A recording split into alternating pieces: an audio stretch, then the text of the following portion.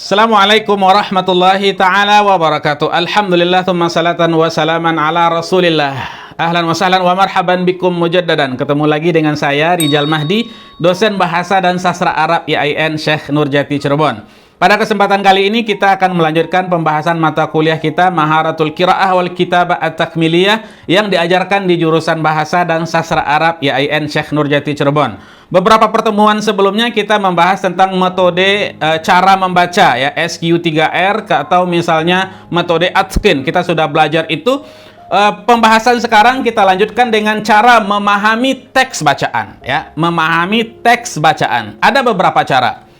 Yang pertama caranya adalah al-ihtimam bil qiraah as-samitah. Kita fokus membaca teks itu dengan bacaan tanpa suara ya, membaca tanpa suara. Oke. Al-ihtimam bil qiraah as-samitah ya. Fattalibu la yujidu al-ada al-hasan illa idza fahima an-nassa haqqal faham.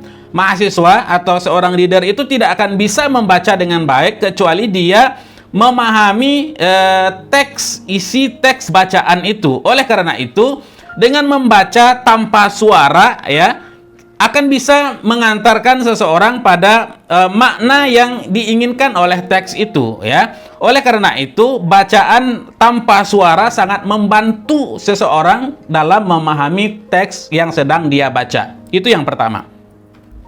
Yang kedua, al-qiraah al-ula la tusahhah ya. Kalau kita ingin membaca atau ingin menguji kelancaran kita membaca teks bahasa Arab itu, boleh-boleh saja dengan menggunakan suara. Akan tetapi kesalahan pertama itu tidak dikoreksi ya, kecuali mempunyai penyimpangan makna yang sangat jauh sekali, baru itu dikoreksi ya. Kemudian cara berikutnya adalah mu'alajatu al-kalimat al-jadidah bi akthar min tariqah. Ya, kita mengurai ya kalimat atau kosakata baru yang ada di dalam teks bacaan itu dengan beberapa cara, dengan berbagai cara. Satu di antaranya adalah kastikhdamiha fi jumlatin mufidah. Ya, kita gunakan kosakata yang sedang kita baca itu dengan jumlah atau membuat kalimat yang baru, kalimat sederhana dalam bahasa Arab, kalimat baru itu bisa saja kita gunakan. Atau zikrul muradif ya, menyebutkan sinonim dari kata tertentu misalnya, atau zikru al-mudad, atau kita sebutkan atau kita cari antonim dari satu kata itu ya. Jadi ketika kita baca teks itu kita akan memahami teks secara keseluruhan, bisa membuat kalimat, kemudian kita bisa mengurai dengan muradifnya, kemudian antonimnya ya, atau cara menuliskan kalimat atau kata itu ya, tariqatur rasam bisa juga. Wa hadhihi at-tara'iq kulluha yanbaghi an yakuma biha at-talib. Ini harus kita lakukan untuk mengurai kosakata yang ada di dalam sebuah paragraf ya. Cara berikutnya adalah muhawalatul faham wa tanzim al-afkar athna al-qiraah ya.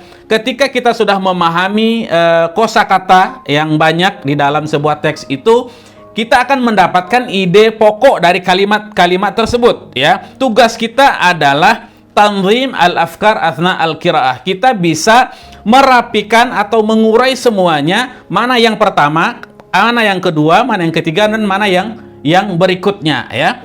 Oke. Berikutnya adalah al-ihtimam bi alamat at-tarqim ya, li'annaha tusa'idu 'alal fahmi wasti'abil makna al-maqru' ya. Kita juga harus memperhatikan dan memahami tanda baca ya. Ingat, alamat at-tarqim, tanda baca di dalam kalimat. Tanda baca di dalam sebuah paragraf, dalam kalimat ya, itu sangat membantu kita dalam memahami sebuah teks ya. Kalau seandainya misalnya kalimatnya adalah kalimat pertanyaan, kita coba dengan intonasi kalimat bertanya ya. Kemudian kalau tanda seru dan lain-lain ya. Dengan memperhatikan alamatut tarqim, tanda baca di dalam teks bacaan, kita akan lebih mudah memahami isi teks ya, isi teks yang sedang kita baca. Demikian pembahasan ini, insya Allah nanti kita lanjutkan tentang cara lain dalam memahami sebuah teks bacaan di dalam sebuah paragraf atau di dalam sebuah teks bacaan. Semoga bermanfaat. Fi amanillah. Assalamualaikum warahmatullahi wabarakatuh.